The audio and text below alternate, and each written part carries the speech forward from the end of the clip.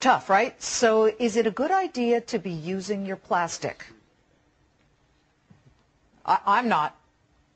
Maybe a little. An op-ed piece in Tuesday's Wall Street Journal, Meredith Whitney, CEO of the Meredith Whitney Advisory Group, wrote, quote, if credit is taken away from what otherwise is an able borrower, that borrower's financial position weakens considerably. With two-thirds of the U.S. economy dependent upon consumer spending, we should tread carefully and act collectively. In essence saying, don't take away consumers' ability to charge, hence get into more debt.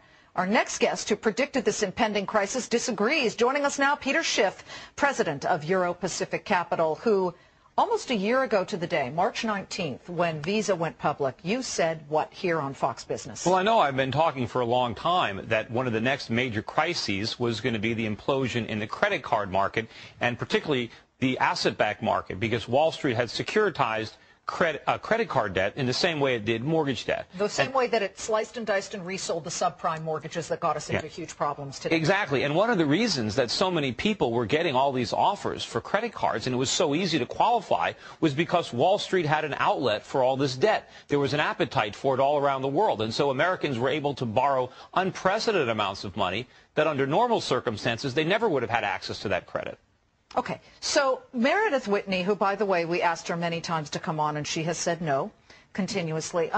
She basically is saying, though, if you cut off credit cards from people who could actually pay them back, you're going to hurt the economy even more. You don't agree? No, in the long run, that's going to help the economy. What we need is fewer people to use their credit cards. Meredith makes the point that a lot of these American citizens use their credit cards as their what-if money. Like, what if my dog gets sick? Or what if my roof leaks? Or what if I lose my job?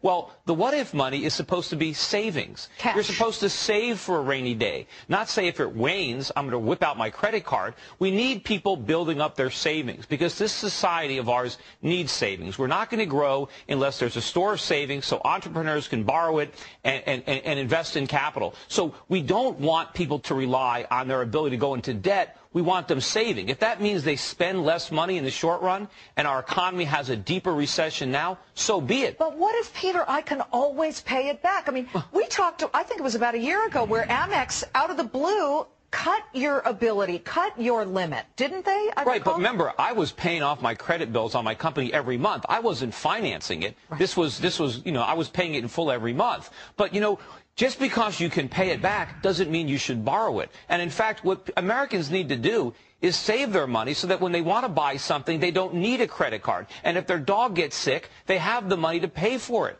We have to get back to that. We can't just keep relying on going into debt, because the problem is when you lose your job and you need money, who's going to want to lend it to you? The idea is that you have a savings, and the reason that we didn't have such a deep recession, let's say, in the past, is because when people lost their jobs, they did have something to fall back on. Now they've got nothing to fall back on but the ability to go deeper into debt. Which is not a good thing. 2007, October, you were here. You predicted the Dow would go below 10,000.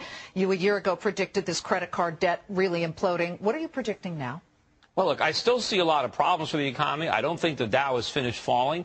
Despite the recent rally, I think the bear market is going to live for years to come, and we haven't seen the lows. Even if we have a substantial rally in the short run, we're not through it. But the big major crisis has yet to hit us. We've thus far been spared the real bulk of the crisis because foreigners are still propping up the value of our currency and putting their savings into our bond market. Ultimately, that's going to come to an end.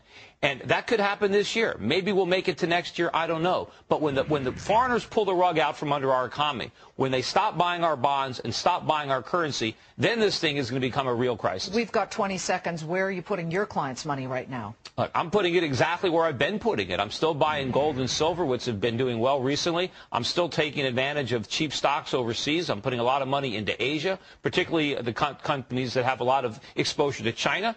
And I'm just doing whatever I can to get out of this developing crisis because we're still in the early stages. Peter Schiff of Euro-Pacific Capital, good to see you once again. Thanks.